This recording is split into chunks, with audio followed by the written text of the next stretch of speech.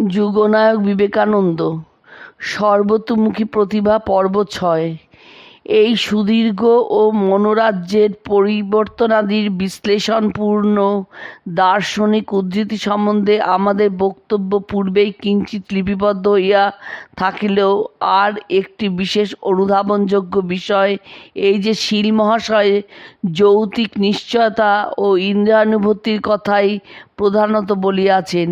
স্বামীজি কিন্তু শুধু যুক্তি বা ইন্দ্রিয়ানুভূতির জন্য লালায়িত ছিলেন না, তিনি চাহিতেন অপরোক্ষ অতীন্দ্রিয় অনুভূতি, আর সে অনুভূতি আসে ভগবৎ অনুরক্ত শুদ্ধ হৃদয়ে, যুক্তিতর্ক বা ইন্দ্রিয়ের ভিতর দিয়া নহে। পরবর্তীকালে তিনি প্রায় বলিতেন ধর্ম অনুভূতির বিষয়, এবং কোন স্থলে হৃদয় ও যুক্তির মধ্যে বিবাদ ঘটিলে স্বার্থহীন শুদ্ধ হৃদয়ের নির্দেশ ও উপলব্ধি স্বীকার্য।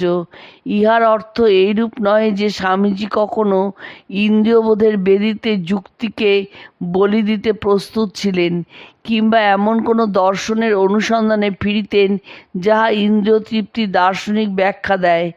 ব্রাহ্ম সমাজে যাতায়াতকালে এই অতীন্দ্রিয় অনুভূতি না পাইয়াই তাহার মনে অতৃপ্তি জাগিয়াছিল।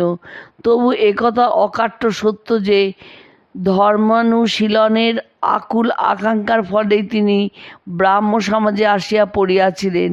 উহার মধ্যে অনেক কিছু পাইবার আশা পোষণ করিয়াছিলেন, এবং সমাজও তাহার ব্যক্তিত্বের স্ফুরণ বিষয়ে অনেকটা সাহায্য করিয়াছিল। এখন আমরা সেই বিকাশ ধারারই অনুসরণ করি। নরেন্দ্রের ধ্যানে রুচি বরাবরই ছিল। দেবেন্দ্রনাথ ঠাকুরের নিকট উৎসাহ পাইয়া উহা আরও বর্ধিত হইল। আবার ধ্যানসিদ্ধ তিনি পূর্বেই ছিলেন। এখন ব্রাহ্ম সমাজে আসিয়া বাল্যের শিব, সীতারাম ও অন্যান্য দেবদেবীকে পরিত্যাগ করিয়া নিরাকারের ধ্যানে মগ্ন হইলেন।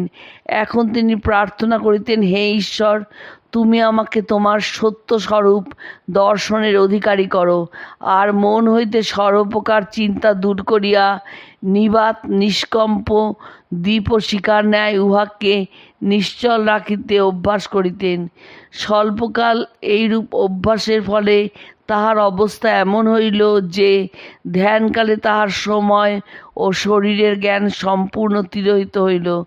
বাড়ির সকলে নিদ্রিত হইলেও অনেক দিবস তিনি এইভাবে ধ্যানে বসিয়া রজনী অতিবাহিত করিতেন। এই প্রকার ধ্যানান্তে একদিন তিনি এক দিব্য দর্শনের অধিকারী হইয়াছিলেন। সেদিন ধ্যান শেষ করিয়া তিনি তখনও আসনে উপবিষ্ট আছেন। ধ্যানের ঝোঁক এবং আনন্দ তখনও চলিতেছে। অকস্মাৎ দেখিলেন দিব্যজ্যোতিতে ঘর পূর্ণ হইয়া গেল, এবং এক অপূর্ব সন্ন্যাসী দক্ষিণ প্রাচীর ভেদ করিয়া আসিয়া কিঞ্চিৎ দূরে দণ্ডায়মান হইলেন। তাহার পরিধানে গৈরিক বসন, হস্তে কমণ্ডল, মুখমণ্ডল প্রশান্ত, সর্ববিষয়ে উদাসীনতাবশত একটা অন্তর্মুখী ভাব। নরেন্দ্র অবাক বিস্ময়ে চাহিয়া রহিলেন, ও সেই সৌম্যমূর্তি যেন কিছু বলিবার জন্য ধীর পদক্ষেপে তাহার দিকে অগ্রসর হইতে লাগিলেন। নরেন্দ্র হঠাৎ ভয়ত্রস্ত হৃদয়ে উঠিয়া দ্বার অর্গলমুক্ত করিলেন এবং দ্রুতপদে বাহিরে চলিয়া গেলেন। পরক্ষণে মনে হইল কাজটা ঠিক হইল না, সন্ন্যাসীর কথা শুনিলেই হইত। তৎক্ষণাৎ গৃহে পুনঃপ্রবেশ করিলেন, কিন্তু সন্ন্যাসীকে আর দেখিতে পাইলেন না। পরে তিনি ওই প্রসঙ্গে বলিতেন, এমন অপূর্ব সন্ন্যাসী তিনি আর কখনো দেখেন নাই।